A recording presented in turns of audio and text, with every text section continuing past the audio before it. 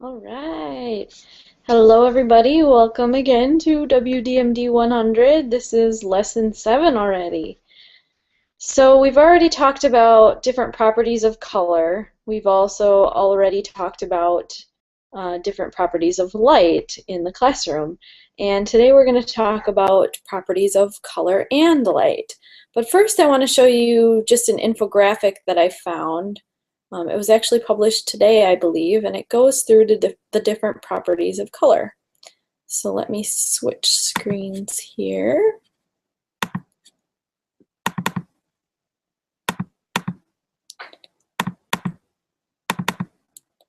See if I can open it. There we go.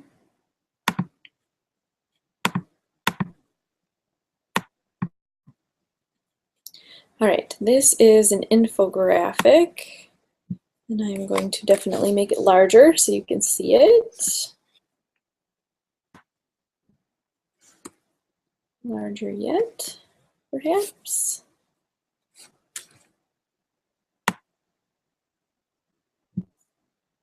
There we go. Hopefully that works.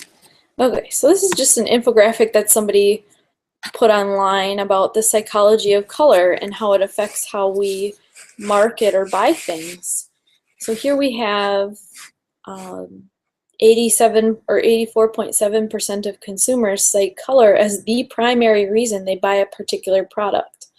I am probably in the 16 or 15.3% that don't use color to buy a particular product, but I do get excited if products come in multiple colors and I get to choose one. I'm more of a functionality person myself, but 93% of people look at the visual appearance of a product when they buy it, 6% look at the texture, and 1% decide on sound and smell. 80% of people think that color increases a brand recognition, which is probably true. And research reveals that people make a subconscious judgment about an environment or product within 90 seconds of its initial viewing. Between 62% and 90% of that assessment is based on color alone. Because definitely, color is something that we perceive right away when we look at something. And 52% of shoppers did not return to a store due to the overall aesthetics of that store. I can, for myself, extend that to restaurants. You know, the overall aesthetics and colors in some restaurants drives me crazy. I would be less likely to return to it if it doesn't have that good of an atmosphere. Ads in color are read up to 42% more often than the same ads in black and white. And color can improve our comprehension of a subject, our learning, and even our reading. So we have what we went over before. Primary colors, as far as the paint palette goes, are red, yellow, and blue. And secondary colors are orange, green, and purple. Colors that are made from the combination of red, yellow, and blue. So red as a primary color, we already know it evokes strong emotions. It actually encourages appetite, which may be another reason why McDonald's decided, hey, let's paint our restaurants yellow and red, right? It increases passion and intensity.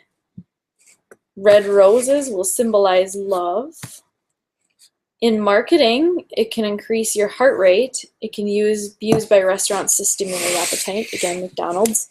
It can create an urgency often seen in clearance sales.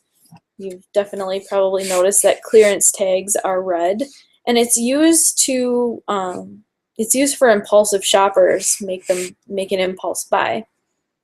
In politics, worldwide, it generally represents the communist or socialist parties. In the US, it's used for Republicans. And don't even worry about the chakra. We're not going to get into that on this one. So here is a nice array of famous logos that are red. I actually, given the fact that this is impulse buy, I expected to see more things like candy than like Frito-Lay, things that you would buy on impulse at a gas station. So that's quite interesting. Then we have yellow, another primary color. You know, cheerfulness, warmth. It can actually cause fatigue and strain on the eyes, and makes babies cry. So I'm a little skeptic about this one, about the makes babies cry, but they do cite references at the bottom of this infographic, so there must have been some research done on this. I didn't know that yellow made babies cry, though. It can stimulate your mental processes, stimulate your nervous system, and encourage communication. In marketing, it represents optimism, youthfulness. It's used to grab the attention of window shoppers. So if you're putting up a window display in your store, you might want to use the colors of yellow. And it shows some clarity. In politics, it generally represents liberalism. And here are some logos that use the predominant color yellow.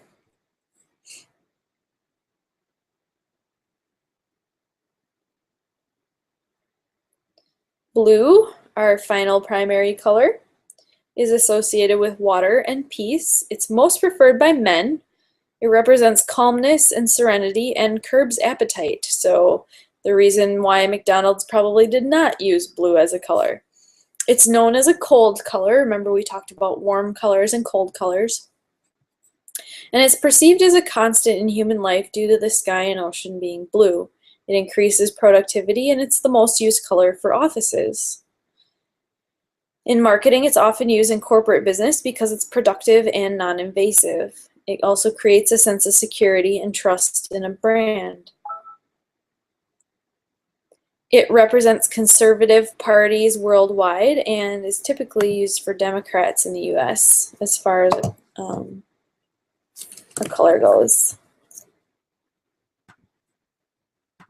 Okay, here are some logos that use predominantly blue.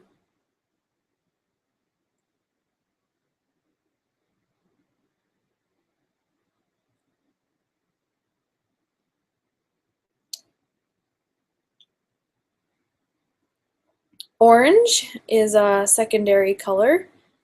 We've already talked about it being, reflecting excitement and enthusiasm. It shows warmth and it warns of caution. In marketing, it signifies aggression. It creates a call to action. So buy this, sell this, subscribe to this. We talked about in usability, we talked about calls to action a little bit with buttons, on websites telling you what you can do or what they want you to do.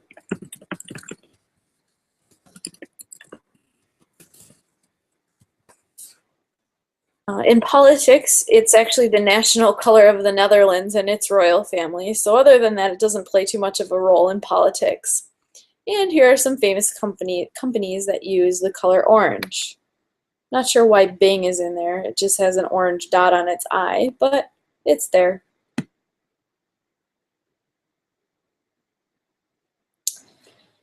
Green, another secondary color, indicates health, tranquility. It symbolizes money and wealth. It denotes nature. It alleviates depression, and workers in a green environment have fewer stomach aches. Another one I'm kind of skeptical of. It's an interesting fact. But green is used in night vision goggles because the human eye is most sensitive to and able to discern the most shades of green. It also represents new growth. It's used to relax in stores. It's associated with wealthy. I have no idea about this one either. Green M&Ms are said to send a sexual message. Not sure who did the research on that one. It's long been a symbol of fertility, though, and it was once the preferred color choice for wedding gowns in the 15th century. Imagine having a green wedding gown. In politics, it's usually connected to environmentalists. You'll see here a lot of companies. Some are environmentally associated, Animal Planet, Whole Foods, BP, which tries to make that image even though they're an oil company. And last but not least, the color purple. We already talked about purple showing uniqueness, which isn't mentioned here, but it also mentions that it shows royalty, wealth, success, and wisdom, and many kings wore purple robes. In marketing, it's often used in beauty or anti-aging products. It's used to soothe or calm and represent a creative, imaginative, and wise brand. In politics, it's used for royalty, but hardly used in modern politics. And here are some companies that use purple.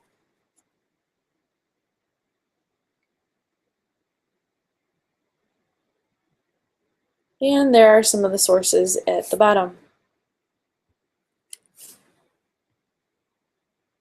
And actually, let's see here if I can open a new window.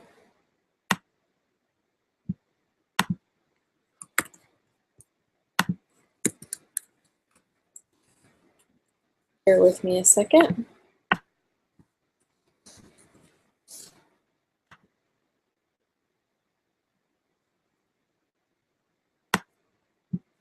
There's another infographic that I want to show, but I have to switch to the browser here to show it.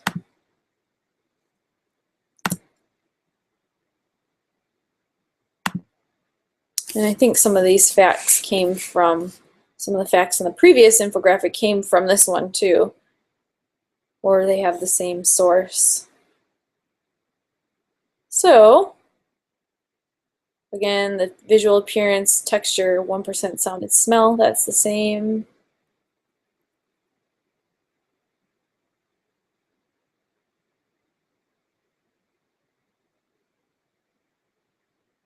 Not too much different here.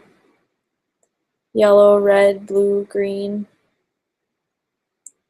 All the same things we've seen. Green's associated with wealth, the easiest color for the eyes to process, use in stores to relax. Color can be used to change your shopping behavior. So red, orange, black, and royal blue are used to appeal to impulse shoppers. Navy blue and teal are used to appeal to shoppers on a budget. And things like pink and sky blue and rose are used to appeal to traditional buyers, like in clothing stores. Shoppers on a budget are usually used, the colors are usually used by banks and larger department stores. And the impulse shoppers, those colors are usually used by fast food restaurants, outlet malls, and clearance sales.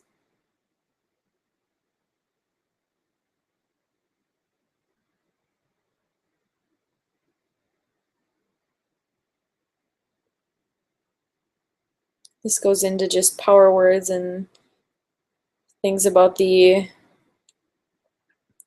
websites being too slow. So we don't really need to dive into that one very much. Oh, it's there. There we go. Okay, so let's jump into the slides. If I can find them on here. There they are.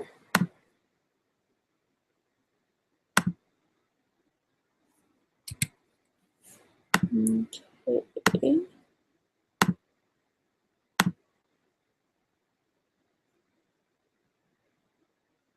So we can play this, but it'll still, it won't show me if it's recording that.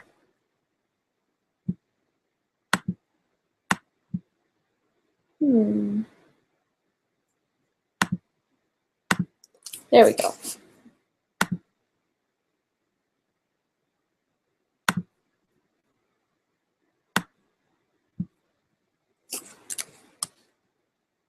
Ah, no, I don't want to edit it. No. Oh, goodness.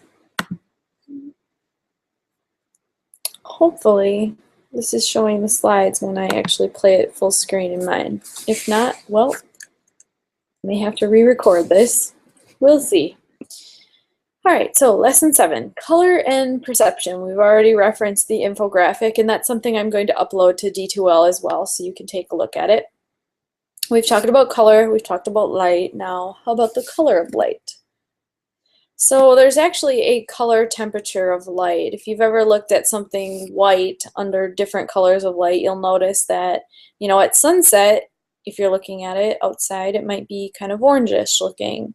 Or if it's during the middle of the day, it might be, more correct white. We measure this color temperature of light in degrees Kelvin, also just abbreviated as K. Natural light color changes during the day.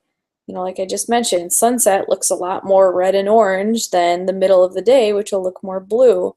Or even dusk, it goes back to looking very blue as well, when we start to get really dark.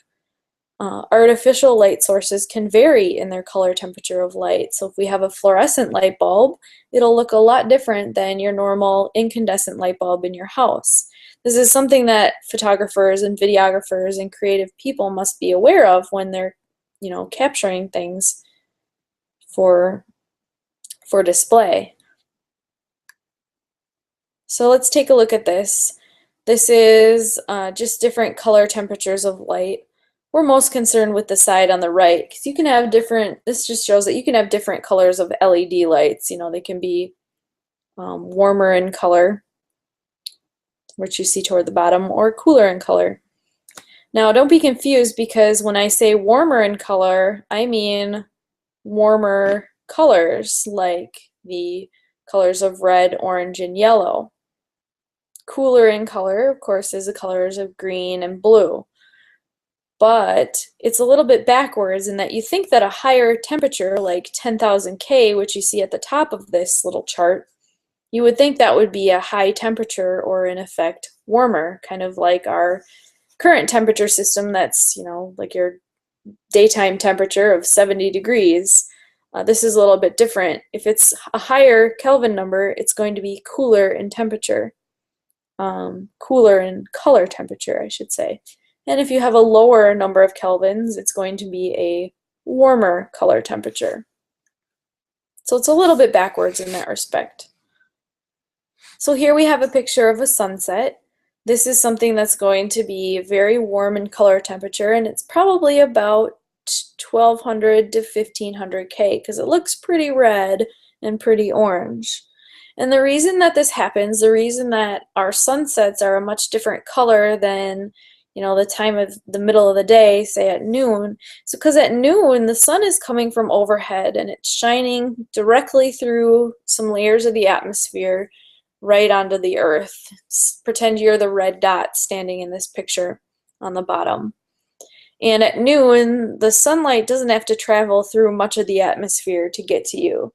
But at sunset, when the sun is sort of at the side of you, going down over the horizon, it has to travel through multiple layers of the atmosphere from the side. And that's the filtration through the atmosphere is what causes everything to look red and orange and yellow. So the color temperatures of daylight from dusk to night can be pretty high on the Kelvin range, from 6,500 to 7,000 degrees K. Because notice when it gets dark at night, after the sun has actually set, it starts to get blue again, and darker blue until it's just completely dark and there is no light. Open shade at noon or on a hazy to overcast day can be 6,000 to 6,500 degrees Kelvin. This is approximately equal to your on-camera electronic flash. So if your camera has a flash on it, it tries to mimic this, normal daylight lighting conditions by flashing that color temperature light. This is just a picture of dusk. You can see here the sun is already set and the mountains are already starting to look a little bit blue. This is the point at which the color goes from, rapidly from the, warm color temperatures of red, orange, and yellow down to the cooler color temperatures of, 6,000 degrees, 6,500 degrees Kelvin. An average clear day from 10 a.m. to 3 p.m. Is the same as the daylight color balance on digital cameras, which is about 5,500 degrees Kelvin to 6,000 degrees Kelvin. I see that my two slides kind of conflict here, where it's approximately equal to on-camera electronic flash. So you could say that your average camera flash is 5,500 degrees Kelvin to 6,500 degrees Kelvin, somewhere in the middle range, where it's going to mimic daylight. So that's your average clear day from 10 in the morning to 3 in the afternoon. This is just an example of that. This is the typical color temperature of a midday afternoon. And you can see it's not too orange, it's not too blue. The guys in the upper left who are wearing white robes, the robes look white. So this is what we naturally, want to see with our eyes, white being white. And this is probably about 6,000 K, 6,000 kelvins. So then early morning and late afternoon light, when the sun is closer to the horizon and has more layers of the atmosphere to filter through, it'll get warmer in color, which is 3,200 to 3,400 degrees Kelvin. This is mimicked by our indoor light bulbs. The optimal light bulb temperature is actually 3,200 K, 3,200 kelvins. And the typical 100 watt, it ranges a little bit. Typical 100 watt household bulb is about 2,900 degrees Kelvin. And the typical 60 watt household bulb is 2,700 degrees Kelvin. So it's a little more orange.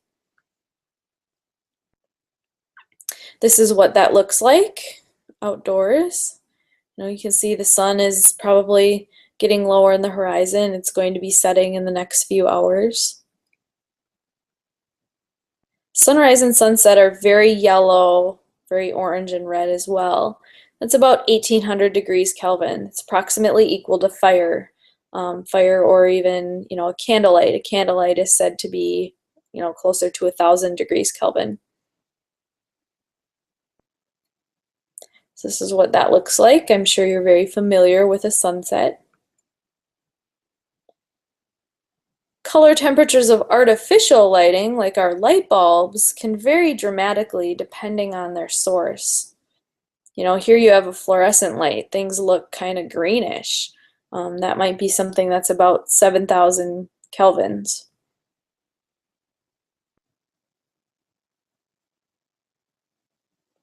So here we have, this is the source from Home Depot, and it's a chart for buying different light bulbs and the different moods that they can create.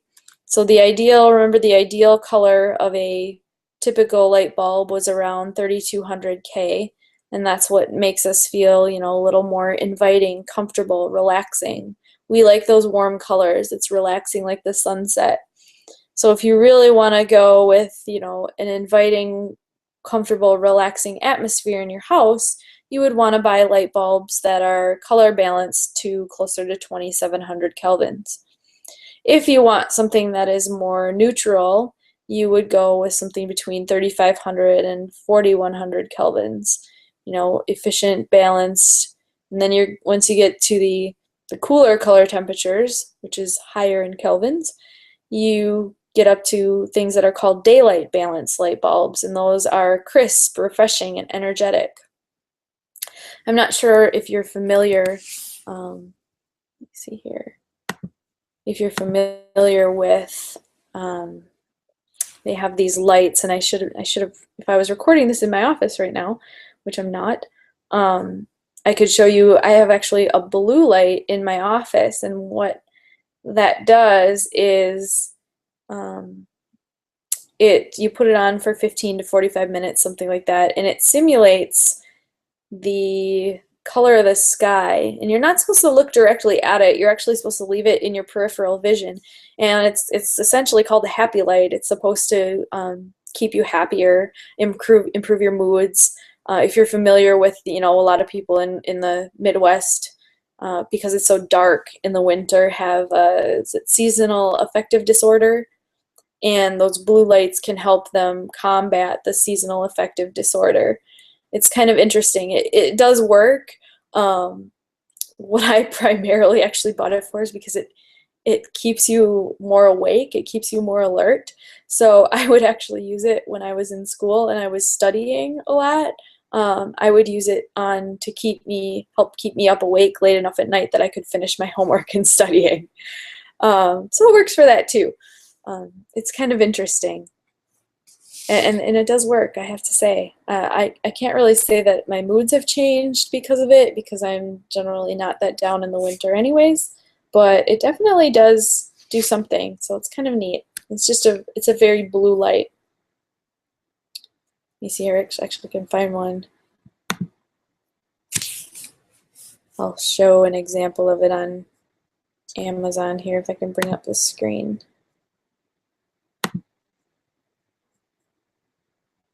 Come on, browser. There we go.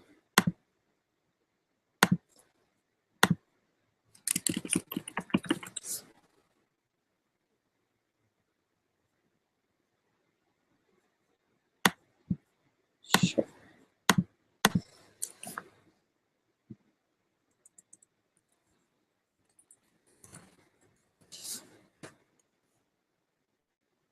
There it is.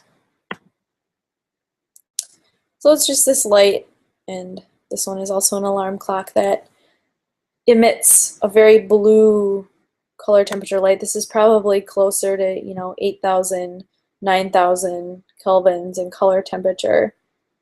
And actually, it might say on here what its actual color temperature is. No, it doesn't look like it does.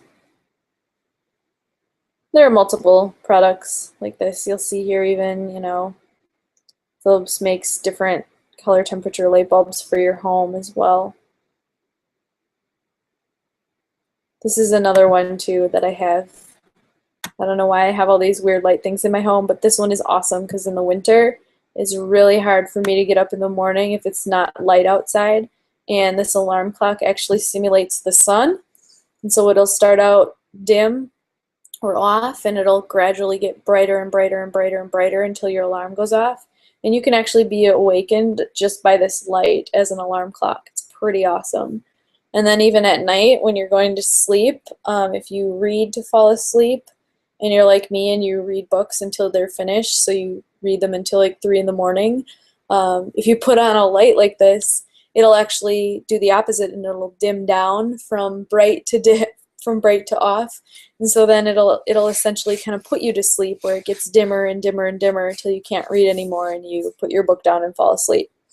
So it's kind of interesting, all these different light products to help us with our day. All right, back to the slides.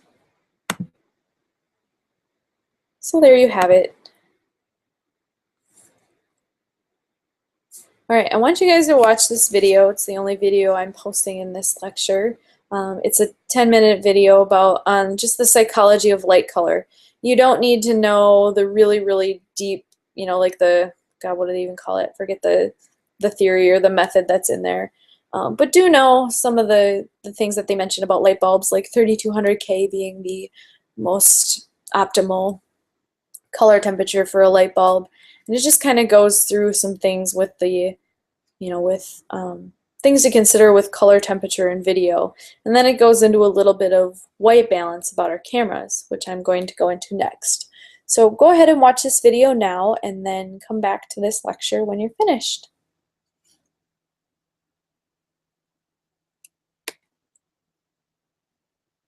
Okay.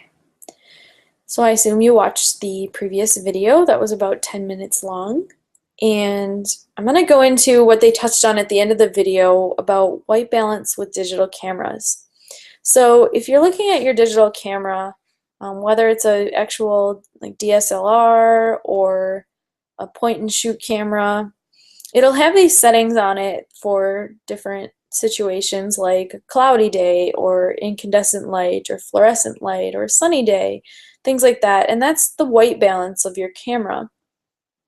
So your camera tries to make things that should be white, white by correcting the color of light that's shining on it.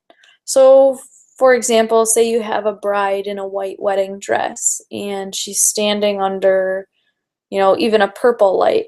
Your camera will actually survey the scene and notice that, it's looking a little purplish in that picture, and it'll try to color correct it to remove the purple so that the dress, which should be white, ends up being white. Now, your camera will still have difficulties with this if you have multiple light sources in your image, such as, you have a incandescent light, which is kind of orangish in your image, and then you also have a fluorescent light, which is kind of greenish in your image. The two will compete, and the camera won't really know what to, balance the white balance for. So it can still have some problems, but for the most part, your camera does a pretty good job automatically of fixing white balance to make things that should be white look white.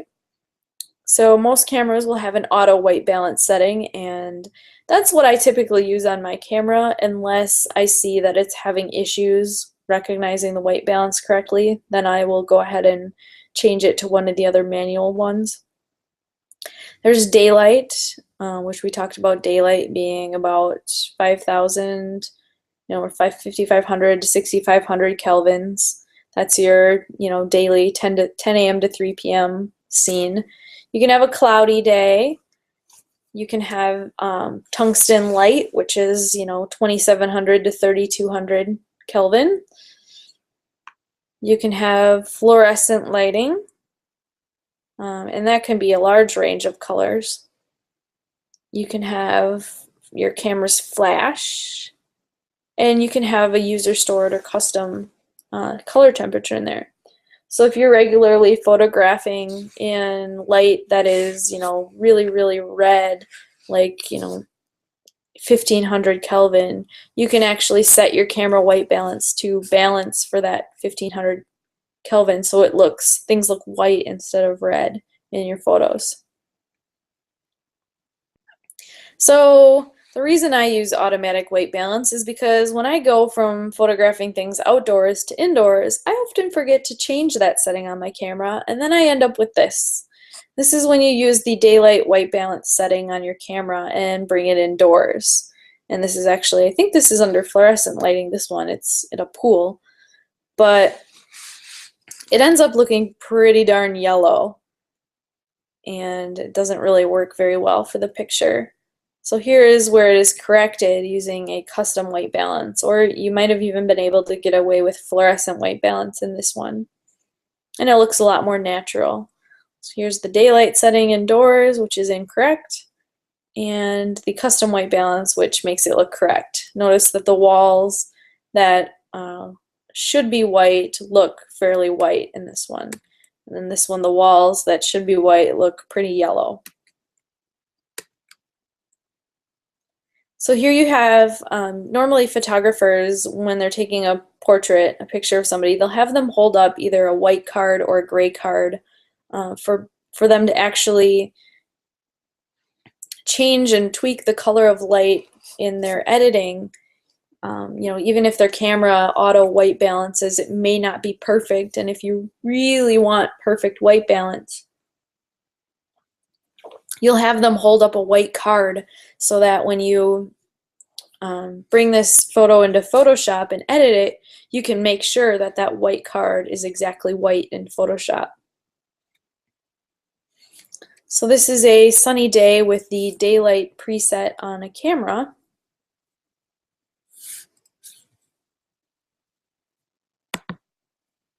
And this is a sunny day with the tungsten preset on a camera. So what happens is, tungsten, it's trying to correct for orange and essentially turns your photo blue in the process. I'm going to show you a little bit later of how you can sometimes use this to your advantage. But if you're using the wrong setting on a sunny day, it can definitely have some detrimental effects. Here's tungsten light and a tungsten preset on the camera, so this looks correct. So if you have the tungsten, the orangish 2,700 to 3,200 Kelvin light source, and then you correct for that on your camera, you'll get a correct looking white balance picture. So what happens when we mix color temperatures? Well, our eyes quickly and constantly adapt to make a scene appear normal to us, even when it contains multiple light sources of mixed color temperatures. Film and digital cameras can only be balanced to one color temperature at a time. So this can create some problems, but at the same time it can also open up some creative possibilities. Here's an example of, I believe this is the Hoover Dam in construction, where they've used multiple light sources. I think some of those are even like magnesium lighting sources for construction. You can see some incandescent street lights. You can see some daylight that's reflecting in the water. It's actually dusk. So the incandescent street lights, which are about those look like they're about 2500 Kelvin. And then we have the reflection of the sky, which is probably about, 6700 Kelvin. Those two compete. So if we were to balance for one in our camera, it would throw the other one way off. If we were to balance for the other, it would throw the other one way off. So the camera in this case kind of settled on something in the middle. And when it's in the middle, you'll see the effects of each different type of color temperature of light in the photo, but just not as extreme as if you were to balance for one or the other. Here's another example of multiple color temperatures in an image. This is just a lamp sitting on a nightstand, and there's both the tungsten color of the lamp, which is, fairly orangish, and there's the actual daylight color of the day, which is, your normal, probably about 6500 Kelvin, which is a little more blue. So you have both orange light and blue light competing with each other. So if we preset the camera to our daylight white balance, which you see on the left, it'll effectively kind of cancel out the view of the daylight and make it look normal. But when it does that, and it balances this photo, to make it look like it's daylight, it shifts the color for that orange, or for the incandescent light, to a more extreme look. So in reality, the incandescent light probably isn't that orange. It probably doesn't look that orange to your eye either. But because we've shifted the white balance to account for that daylight, it makes the incandescent light look more orange than it should. And if we go in the opposite direction and try to balance our camera for tungsten, which would effectively make the tungsten light look, correctly white, which it does. You'll see the light against the wall behind the lamp is looking pretty white. Well, then it takes that color of the daylight and shifts it more to the extreme, and makes it look pretty blue. So in cases of multiple color temperatures, it's very hard for your camera to get it correct. What I would do in this situation is, I like how the daylight preset looks, but if that light is too orange for me, I would probably manually set my camera at something between daylight and tungsten. So between 2200 kelvins to, between 2200 kelvins and maybe 6700 kelvins. So somewhere at like 4000 or somewhere in the middle.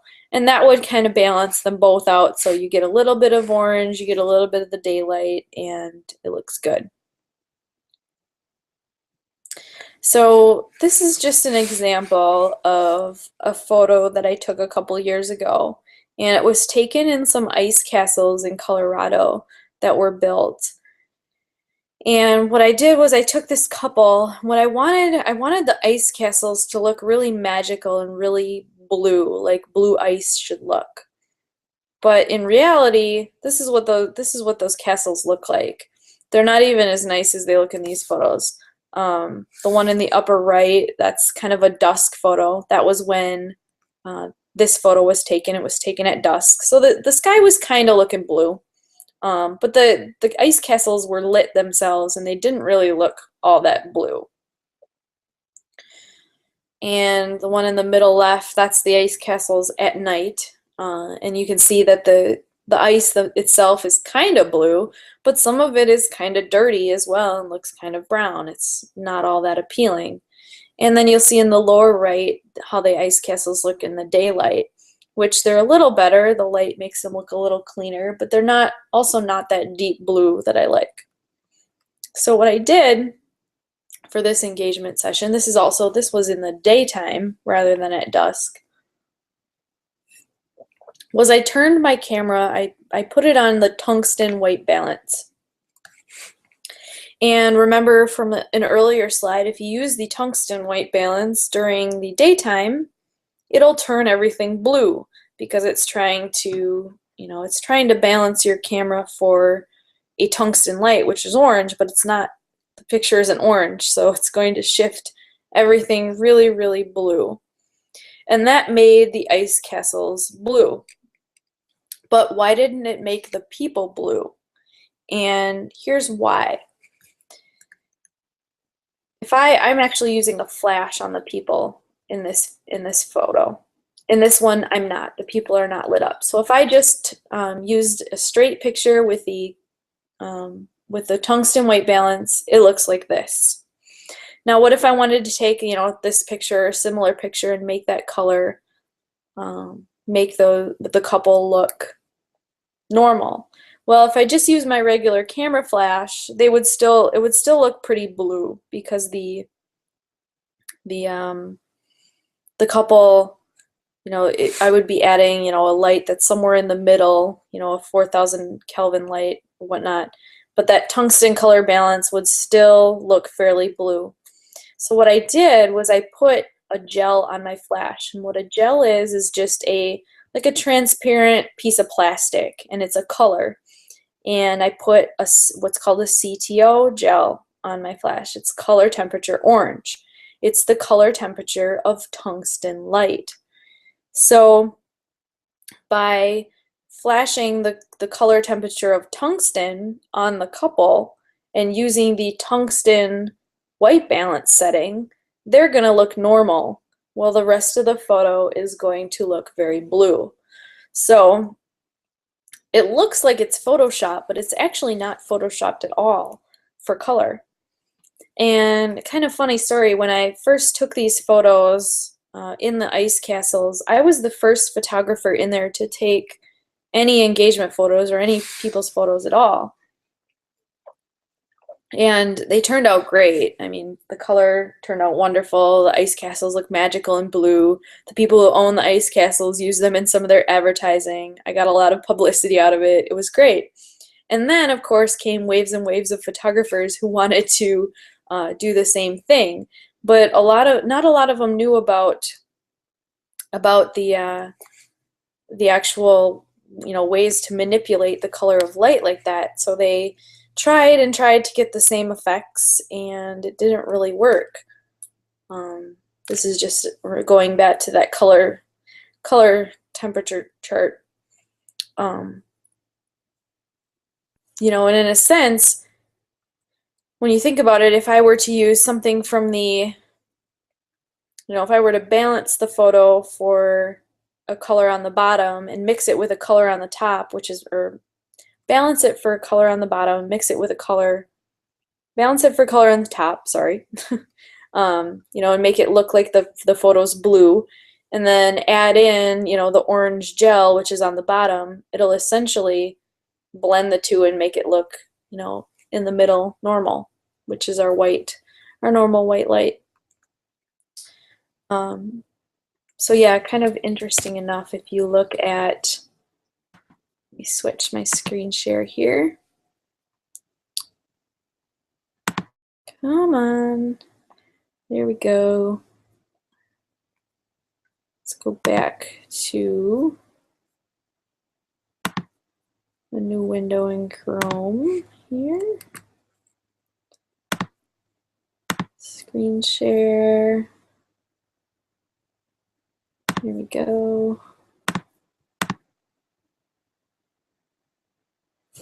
And let's look at Google Images for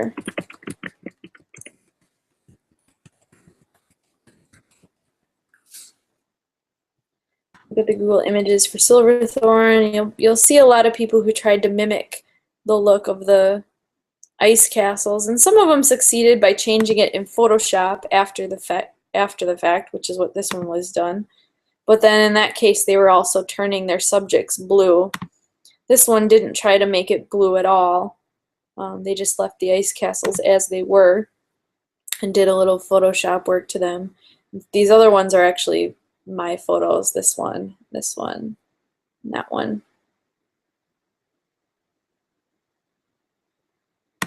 So yeah, not many people were able to mimic the blue look of the ice castles using the tungsten light.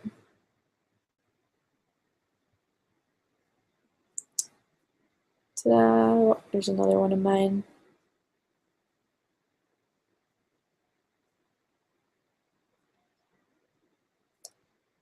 So there you have it.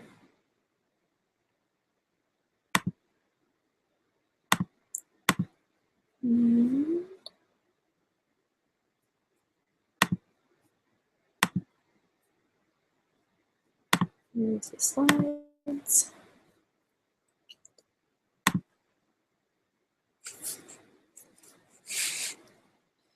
So what about the color of light and people's skin? Well, certain colors of light are more complementary to certain colors of skin tone, just like we saw certain directions of light, like short light, are more complementary to certain people as well, or actually all people.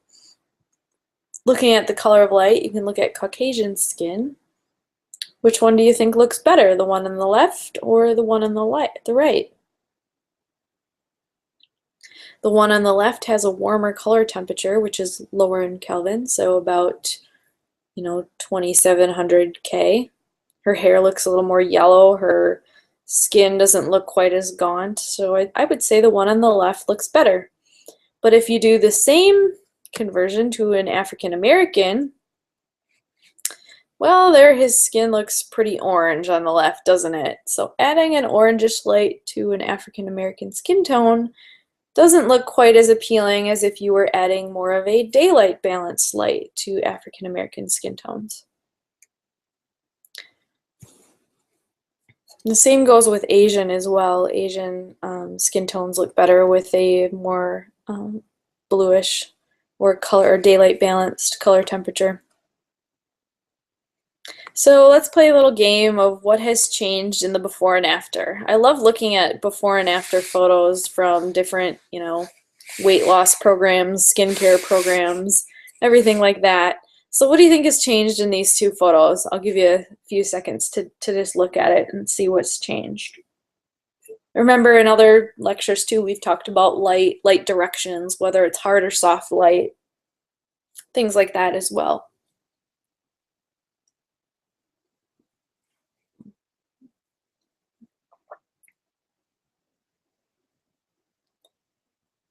Okay, how about makeup? Makeup has definitely changed on this lady's eyes. I would say both of them have a pretty harsh light. So I don't know if the lighting's really changed that much. It looks like she was blasted directly with a camera flash. You can see the shiny spots on her skin. One looks to be, I would say the one on the right looks a little more appealing for that. It's a little brighter in color.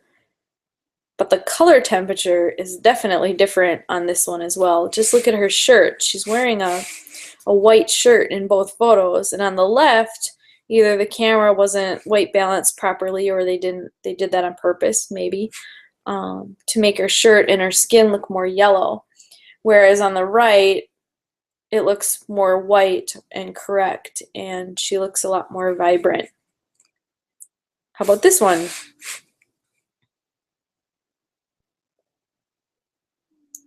Well, makeup is definitely playing a big role in this one, that I will say. Also, one other thing that we haven't really talked about yet, which is lens length. So you can have on your camera different lenses from very wide angle, like a 16 millimeter, to very telephoto or zoom, which is 300 millimeter, like zooming in on something. If you were to take a picture of a person using a telephoto lens, it would look more like the picture on the right. Telephoto lenses tend to be more accurate in size. They don't distort things. And they make people actually look skinnier. So if you're going to take somebody's photo and you want them to look skinnier, you take it with a telephoto or zoom lens, like, something over 200 millimeters or even over 100 millimeters. Our eyes, in effect, we see almost equivalent to a 50 millimeter lens. So you can equate what we see to a 50 millimeter lens, on a camera. Um, let's see, what else here? Oh, also, you know, if you're looking at the picture on the left, which was likely taken with a wide-angle lens, when you're taking somebody's photo like that with a wide-angle lens, you have to get a lot closer to them. And when you're close to that person, you know, with the camera right in their face, it's going to distort the picture more. So you're going to have, you know, people's cheeks looking a little fatter, people's noses looking a little fatter, and that's what you get in this picture on the left. Now, your cell phone camera actually uses a pretty wide angle lens, and this is why, you know, when we take our own selfies, it may not really be a true representation of what we think we look like. You often see selfies that look like people have distorted faces. As a culture, we're kind of getting used to that now. We're getting used to seeing people's photos like that. But I actually read something a while ago, and I don't know how true the study was. I didn't really look into it, but they're saying that people are actually getting more nose jobs because of how they look in selfies. And it's just kind of crazy that that's something that, you know, technology has had an effect on. But because our cell phone cameras are so wide angle, they distort our photos and distort how our faces look in them. So if you're going to take a picture of yourself and you really want it to look nice, try to take it with a different camera, one that can actually zoom in, which you'll probably have to stick it on a tripod. You can't actually hold it in your arms then, but or hold it in your hand and just hold it away from your body. You'd have to put it across the room or something, but it's definitely going to make your face look a lot nicer. So that's one of the key differences in this photo is the lens length, and also the makeup. And looks like the lighting is a little more harsh in the photo on the left rather than the photo on the right. So that's another key difference. How about this one? Well, this is definitely taken close up with a cell phone, very close. I would say the photo, the big difference in this one is the photo, it's not necessarily that his skin looks that much better, it's the exposure is a lot brighter on the one on the right, which probably drowns out some of the freckles and acne on his skin. But it's also the direction of light. You know, on the left, it looks like he was just kind of blasted with a direct, harsh light of flash. You can kind of see that by the catch lights in his eyes, too. On the right, you can see that he is being lit from the side, and it's a little more appealing, and it's also a lot brighter. How about this one? On the left, it looks like she's being blasted with a direct flash. It's really yellow in color, right? Doesn't her skin look pretty yellow? And on the right, she's being blasted with direct flash again. She's got a little better makeup on. It might have been photoshopped a little bit to make her skin look smoother. I would guess it was. That's kind of faking it. But she also is put in a light that's more orange. Because even look at her hair color difference in there. On the left, the bright yellow light. On the right, the more orangish light. It's a little more appealing. Now you can see in her eyes, too, you can't really tell by the shadows on her face that there's a lighting difference, but in her eyes, you can actually see it. And I'm going to try to, let's see if you can see the mouse here. Let me try to zoom in on this a little bit. So on the left here, you can see in her eyes there are catch lights. It's those little white dots that shine in your eyes. Those catch lights, there's two of them there, it looks like. They're really close together. That means there are probably two flashes either on the camera or right next to the camera. Those catch lights will kind of tell you the direction where the light comes from. Like if you see it in the upper right corner of an eye, the light came from the upper right corner. If you see it in the upper left corner of the eye, the light came from the upper left corner. And actually, that's ideal for lighting, is if you see catch lights in the 10 o'clock or 2 o'clock positions. On the right, the catch lights are split. So you can see that she had a light probably on the left side and coming from the right side. And that can also minimize shadows and minimize wrinkles as well, because you have, you know, kind of equal lights coming from each side. They're going to both balance out each other's shadows. So that's a little photography tidbit with this one. And then our last slide, this girl. The difference here, I think, is look in the color, or the harshness of the light. On the left, the light is pretty harsh. You can see the highlights and the glossiness in her skin. On the right, the light is either diffused or she's wearing a lot of powder on her face, which is probably the case because the powder would be covering up all those blemishes and making that light appear to be more diffused. I guess if you look at the shadow under her chin, you'll see that it looks about the same. So it's probably the same light source. They just put more makeup on her. And you can see the catch lights are directly in the middle of her eyes, which probably means the light came right from the camera flash itself.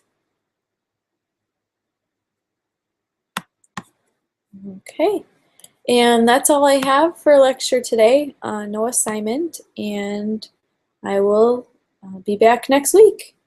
Thanks, everyone. Let's see if I can stop this screen share here. All right. And remember, you do have an assignment, though, that is due on next week, Tuesday. Those are the screenshots for the videos that show the different styles of lighting: short light, broad light, backlight, and ghoul light. So good luck, and if you have any questions, you know how to get a hold of me. Thanks.